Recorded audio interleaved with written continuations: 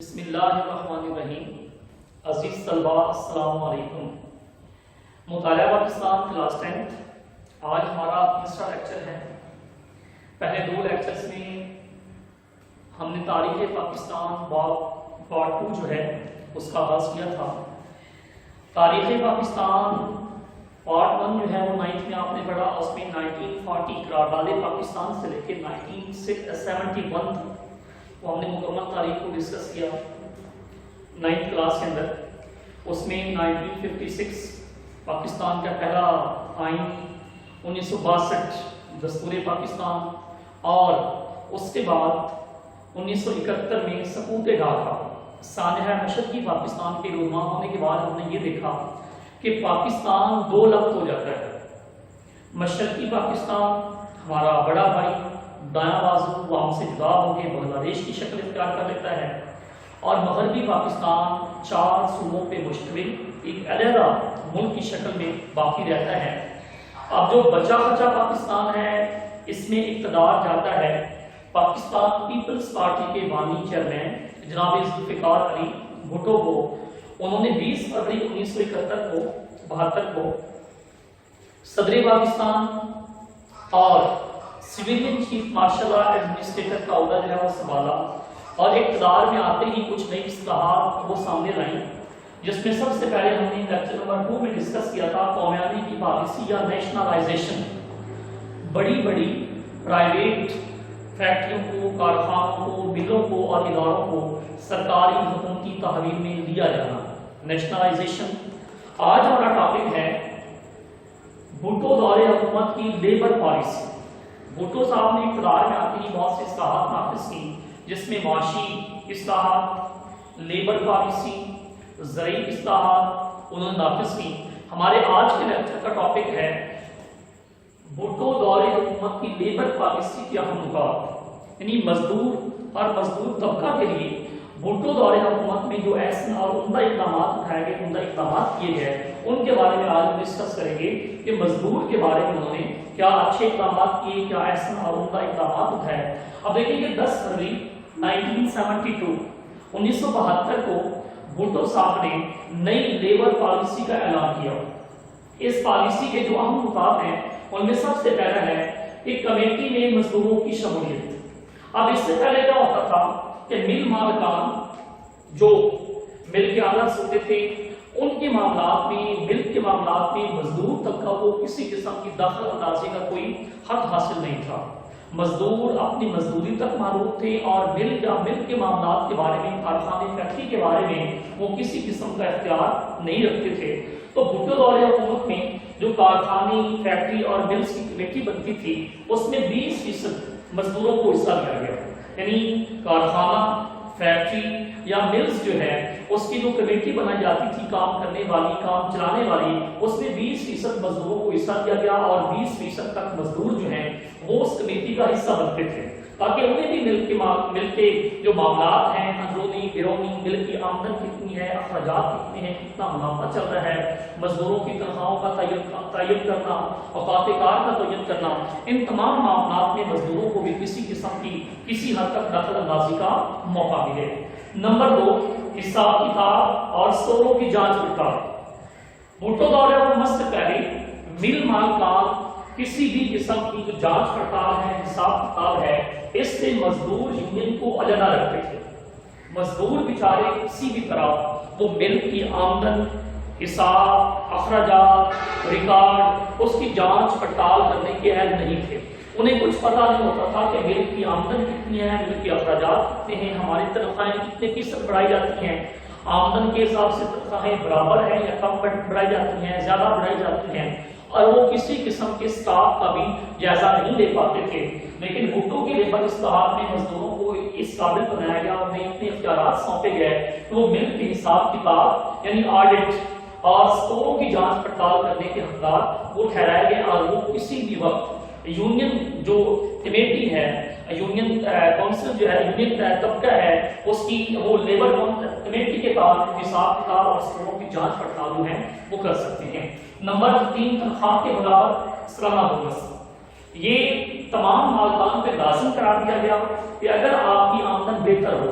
آپ کی مل جو ہے، کارخانہ یا فیکٹری جو ہے، وہ سال بھر میں ایک اچھی آمدن حاصل کر دیتی ہے، توقعات سے بڑھ کے منافع زیادہ ہو جاتا ہے، تو مزدوروں کو بھی ایک تنخواہ کے برابر سالانہ بونس دیا جائے۔ جب آخری تنخواہ جو ہے یا کسی بھی تنخواہ کے ساتھ مزدوروں کو ایک تنخواہ ایکسٹرا بونس کا انعام کے طور پہ وہ ملنی چاہیے، اور وہ تنخواہ، وہ بونس جو ہے وہ پوری ایک ماہ کی تنخواہ کے برابر ہوگا۔ آپ دیکھیں اوقات کار کا تعین 54 گھنٹوں سے کم کر کے 48 گھنٹے تک لانا۔ پہلے ہی مالکان جو ہیں وہ ایک ہفتے میں تقریباً 54 گھنٹے جو ہے وہ مزدوروں سے کام لیتے تھے، یعنی ایک مشکل کام تھا اور اوقات کار زیادہ تھے، مزدور تک کا بیچارہ وہ لگاتار وہ کام نہیں رہتا تھا، انہیں آرام سکون حاصل کرنے کا موقع نہیں ملتا تھا۔ تو بھٹو لیبر پالیسی میں 54 گھنٹوں سے کم کر کے اوقات کار کو 48 گھنٹوں تک لاتے ہیں، اور مزدور طبقہ کو 48 گھنٹے کام کرنے کے ساتھ ساتھ آرام کرنے کا موقع بھی دیا جاتا ہے۔ پھر اوور ٹائم کا معاوضہ، پہلے یہ ہوتا تھا کہ مزدور چاہے جتنا مرضی کام کر لیں، انہیں صرف تنخواہ ملتی تھی، اور تنخواہ کے علاوہ انہیں کسی قسم کا اوور ٹائم نہیں کیا جاتا تھا۔ ٹائمنگ کی کوئی پیمائش، ٹائمنگ کا کوئی حساب کتاب نہیں تھا۔ 10 گھنٹے، 12 گھنٹے، 14 گھنٹے، 16، 18 گھنٹے جتنے بھی کام کروایا ملے گی صرف تنخواہ۔ تو اوقات کار کا تعین کرنے کے بعد یہ فیصلہ کیا گیا کہ 48 گھنٹے کے علاوہ، اپنی ڈیوٹی کے علاوہ اگر کوئی مزدور اس سے کام لیا جائے گا تو اس کو جو ایکسٹرا ٹائم ہے، جو اس نے اضافی ٹائم میں کام کیا، اس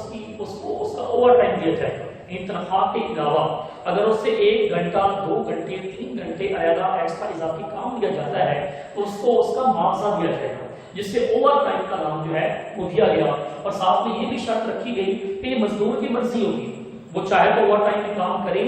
یا چاہے تو اوور ٹائم میں کام نہ کرے، مل آنر جو ہے، مل مالک جو ہے، وہ کسی بھی طرح مزدور کو اوور ٹائم لگانے کے مجبور نہیں کرے گا۔ پھر آپ دیکھیں کہ پینشن بیمہ اور گریجویٹی،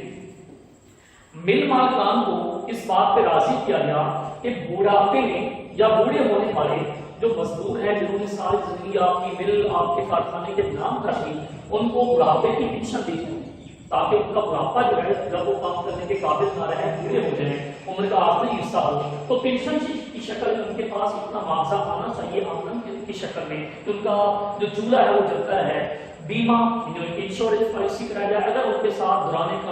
ملازمت کوئی حادثہ ہو جاتا ہے، اللہ نہ کرے ان کی موت ہو جاتی ہے، تو ان کے بیوی بچوں کو وہ معاوضہ دیا جائے گا، ایک معقول معاوضہ۔ اگر ان کا کوئی بازو، کوئی ٹانگ وہ ٹوٹ جاتی ہے تو بیمہ پالیسی کے تحت ان کو اتنا معاوضہ دیا جائے گا کہ وہ آرام کے ساتھ اپنی بقیہ زندگی کے دن جو ہیں گزار سکیں۔ اور گریجویٹ، اگر کوئی مزدور وہ پڑھا لکھا ہے، وہ باقی مزدور طبقہ کی نسبت زیادہ پڑھا لکھا ہے، وہ لکھنا پڑھنا زیادہ بہتر طریقے سے جانتا ہے اور وہ سینئر ہوتا جا رہا ہے، یعنی اس کو کافی عرصہ ہو گیا کام کرتے ہوئے، تو باقی مزدوروں، باقی ملازمین سے بڑھ کے اس کو کچھ نہ کچھ گریجویٹی دی جائے گی تاکہ اس کا اور باقی مزدوروں کو فرق جو ہے وہ سامنے رہے، اس کو فائدہ ہو۔ طبی امداد، تمام مل مالکان، کارخانے اور فیکٹری داروں کو اس بات سے مجبور کیا گیا کہ مزدوروں کو دوران ملازمت، بیماری کی حالت میں، ان کے بیوی بچوں اور والدین کی بیماری کی حالت میں مل آنر جو ہیں وہ ان کو میڈیکل الاؤنس دیں گے، اور ان کی جتنی بھی علاج مادے کے اخراجات ہیں وہ مل مالکان کے ذمے ہوں گے۔ طبی امداد مل مالکان کی طرف سے ہی مہیا کی جائے۔ بچوں کی تعلیم کو اس میں یہ شرط رکھی گئی کہ ہر مزدور کا کم از کم ایک بچہ جو ہے اس کی میٹرک کی تعلیم جو ہے وہ مل مالکان کی طرف سے مفت ہوگی، وہ چاہے کسی پرائیویٹ ادارے کے اندر ہو، چاہے وہ کسی گورنمنٹ ادارے کے اندر ہو، اس کی فیس، یونیفارم اور کتابوں کے اخراجات جو ہیں وہ تمام کے تمام مل مالکان جو ہیں وہ اپنی جیب سے لا کریں گے۔ ایک بچے کی میٹرک تک تعلیم جو ہے یہ مفت کرنے کا فیصلہ کیا گیا۔ رہائش، مکان اور تعلیم، ساتھ میں یہ بھی اس میں شرط رکھی گئی، یہ فیصلہ کیا گیا کہ مل مالکان جو ہیں وہ مزدوروں کی رہائش،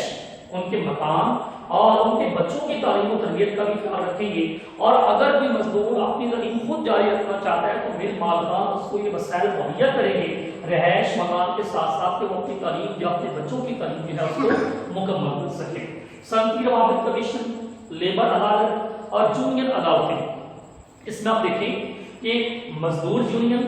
اور مل مالکان کے درمیان اگر کوئی جھگڑا ہو جاتا ہے، جھگڑے کی صورت میں پہلے کیا ہوتا تھا کہ لیبر یا مزدور یونٹ کی بات نہیں مانی جاتی تھی اور بن مالکان ان کو نکال دیتے تھے، ان کی تنخواہ روک دیتے تھے، ان کو کام سے روک دیا جاتا تھا۔ لیکن یہ فیصلہ کیا گیا کہ مل مالکان اور مزدور یونین کے درمیان ایک صنعتی روابط کمیشن قائم کیا جائے گا جو مزدوروں کے مسائل مالکان تک پہنچائے گا، ان کی ڈیمانڈز مالکان تک پہنچائے گا، اور اگر کبھی کوئی جھگڑا پیدا ہو جائے تو مزدور یونین مزدوروں کے اور جن مالکان کے درمیان صلح صفائی کی کوشش جو ہے وہ کرے گا۔ لیبر عدالت باقاعدہ طور پہ لیبر عدالتیں قائم کی گئیں، یونین عدالتیں قائم کی گئیں تاکہ مل مالکان اور مزدوروں کے جھگڑوں کا فیصلہ جو ہے وہ انہی عدالتوں کے تحت نمٹایا جائے اور معاملات کو بہتر انداز میں نمٹانے کی کوشش وہ ہو۔ شپ اسٹیورڈ کا عہدہ